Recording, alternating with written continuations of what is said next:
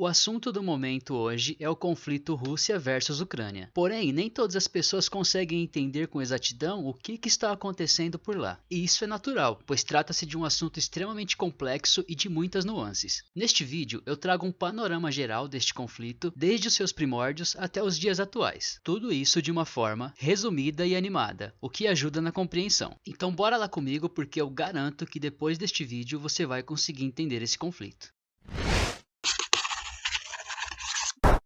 E aí pessoal, beleza? Meu nome é Paulo, professor de Geografia, e você está aqui comigo na Geo Ilustrada. Então sem mais enrolações, bora lá pro vídeo. Bom, depois de estudar muito sobre este tema, eu percebi que para compreender este conflito é necessário que compreendamos 3 momentos históricos distintos na história desses dois países. O primeiro desses momentos são as raízes ancestrais em comum entre Rússia e Ucrânia. Bom, lá no século IX existia um grupo de nórdicos que se autodenominavam como Rós. Este grupo estabeleceu o controle sobre as comunidades eslavas orientais no que hoje é o noroeste da Rússia. Posteriormente, esse mesmo grupo foi o responsável por criar a cidade de Kiev, que hoje é a capital da Ucrânia. Historiadores chamam esse grande estado de Kievan Rus, gastando aqui o meu russo. E esse grande estado se estabeleceu nessa região do século IX ao século XIII. E é daí que parte o discurso de Putin de se reconectar, de que a Rússia e a Ucrânia são povos irmãos. De lá para cá, muita coisa aconteceu na história desses dois países. Porém, não convém desdobrar esses acontecimentos aqui neste vídeo. Mas se você quiser saber mais sobre essa história, deixa aí nos comentários que eu posso fazer um vídeo exclusivamente falando disso. O segundo momento histórico crucial para entendermos este conflito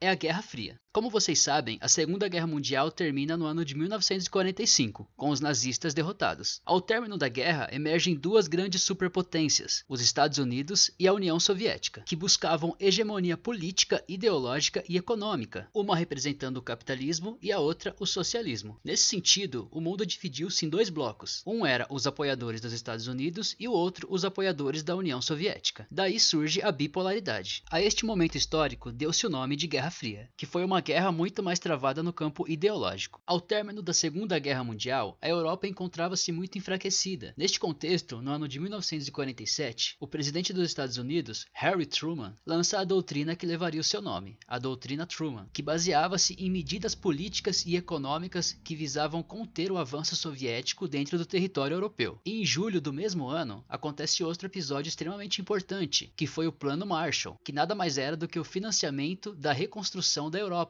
por parte dos Estados Unidos. Esse financiamento tinha dois objetivos centrais. O primeiro era reavivar economicamente a Europa e utilizar-se dela para conter o avanço soviético. É claro que no meio disso tudo, os Estados Unidos tinha interesses comerciais próprios, tanto que ele, Estados Unidos, enriqueceu muito neste período por conta desse financiamento. Bom, eu fiz toda essa contextualização histórica para finalmente chegarmos na data de 4 de abril de 1949, que foi a data da criação de uma organização que você tem ouvido falar muito nos dias de hoje, que é a OTAN. Bom, a OTAN, que significa Organização do Tratado do Atlântico Norte, é uma aliança militar criada pelos Estados Unidos que visava estabelecer a defesa coletiva de seus estados aliados, além de perpetuar sua hegemonia como superpotência e conter o avanço soviético. Os membros fundadores da OTAN neste período foram os Estados Unidos, Canadá, a Bélgica, Holanda, Luxemburgo, Reino Unido, França, Itália, Islândia, Dinamarca, Noruega e Portugal. Então essa foi a formação original da OTAN. Bom, como é de se imaginar, a União Soviética não assistiu a essa aliança passivamente, e a sua resposta para ela foi a criação da sua própria aliança militar, que foi o Pacto de Varsóvia, na data de 14 de maio de 1955. Os países que compunham esta aliança eram os seguintes: Hungria, Alemanha Oriental, Albânia, Bulgária, Tchecoslováquia, Polônia e a própria União das Repúblicas Socialistas Soviéticas. Bom, findada essa grande e necessária explanação sobre o contexto de criação da OTAN, podemos dar um salto histórico e chegarmos no ano de 1991, que foi o marco do fim da Guerra Fria. Este foi o ano em que a União Soviética se dissolve em 15 países, dentre eles a Rússia e a Ucrânia. E com a dissolução da União Soviética, acontece um episódio que é fundamental para entendermos os conflitos entre Rússia e Ucrânia nos dias de hoje, que foi a garantia dos Estados Unidos de que a OTAN não se expandiria mais para o leste, ou seja, não se aproximaria mais das fronteiras russas, o que não aconteceu, pois de lá para cá o que vimos foi a expansão cada vez maior da OTAN para o leste, em direção às fronteiras russas, como vocês podem perceber nestes mapas. E como era de se imaginar, essa aproximação deixou Vladimir Putin extremamente puto, tanto é que ele fala muito disso nos dias de hoje. Eu separei um trechinho da entrevista dele para vocês darem uma olhada e verificarem tudo isso sob a perspectiva russa. É rapidinho, dá uma olhadinha aí. В этой связи мы ясно и четко дали понять, что дальнейшее движение НАТО на восток неприемлемо. Ну чего здесь непонятного? Мы что ли ставим ракеты рядом с границами Соединенных Штатов? Нет. Это же Соединенные Штаты своими ракетами пришли к нашему дому. На пороге нашего дома находятся уже. Ну разве это какое-то избыточное требование? Не ставить больше никаких ударных систем у нашего дома. Ну чего здесь необычного? Вот как американцы бы отнеслись, если мы бы взяли там на границе между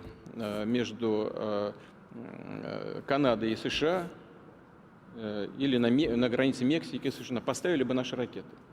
Bom, e é por isso que a inserção da Ucrânia à OTAN incomoda tanto os russos. Agora vamos lá para o último momento histórico que eu disse lá no comecinho do vídeo, que é o período pós-Guerra Fria e alguns dos conflitos atuais entre Ucrânia e Rússia. Mas antes disso, pessoal, já peço aquele like, esse vídeo deu muito trabalho mesmo.